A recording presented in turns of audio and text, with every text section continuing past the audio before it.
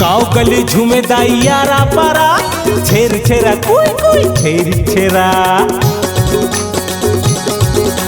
कोठी के धान ला हेर हेरा छेर छेरा कोई कोई छेर छेरा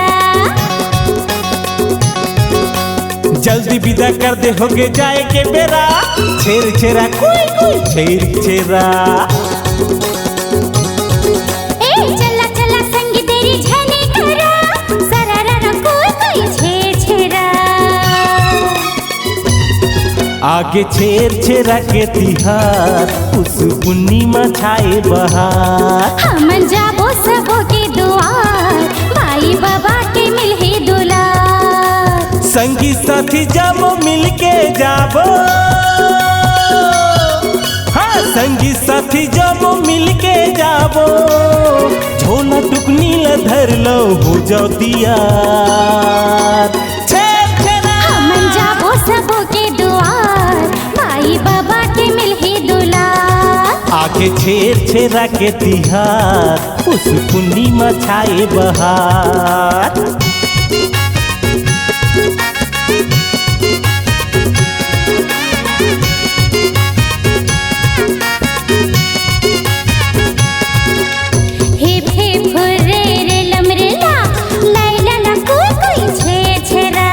डम डम डिगा डिगा तारा रीरा झूम झूम कोई कोई छरिक छरा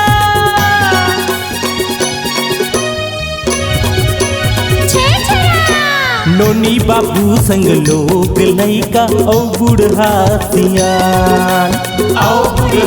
सियान जी संगी औ बूढ़ा सियान घर घर जाबो भिक्षा मांगेला टुकनी भर के मिलही धार टुकनी भर के मिलही धार जी भैया टुकनी भर के मिलही धार गली गली में शोर उड़ा थे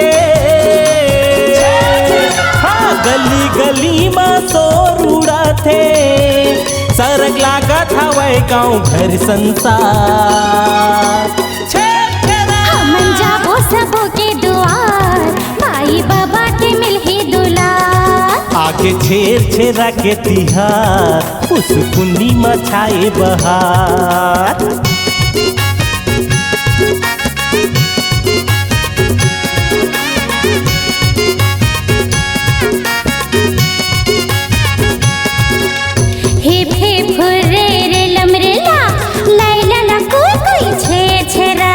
डम डम डिगा डिगा तारा रीरा झूम झूम कोई कोई छरिक छरा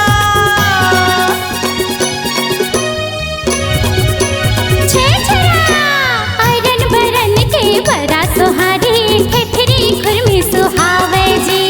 ठेठरी खुरमी सुहावे जी ठेठरी खुरमी सुहावे गाँव गली और चौक चौराहा में डंडा के ना दिखावे जी डंडा के नाच दिखावे जी डंडा के नाच दिखावे शंख भरी देवी की पूजा करेले शंख भरी देवी की पूजा करेले अन्न फल फल के भरे भंडार छेर छेरा आगे छेर छेरा के तिहार उस पूर्णिमा छाए बहार हम जाबो सबो के दुआर भाई दादा के मिलहे दुलार गली गली में शोर उड़ा थे ए भैया गली गली में शोर उड़ा थे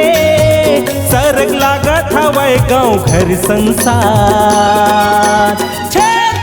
हम जाबो सबो के दुआर भाई बाबा के मिलहे दुलार आगे छेर छेरा के तिहार उस पूर्णिमा छाए बहार आगे छेर छेरा के तिहार उस पूर्णिमा छाए बहार आगे छेर छेरा के तिहार उस पूर्णिमा छाए बहार आगे छेर छेरा तिहार उस पूर्णिमा छाए बहार हम जाबो सबो के दुआर भाई बाबा के मिलही दुलार।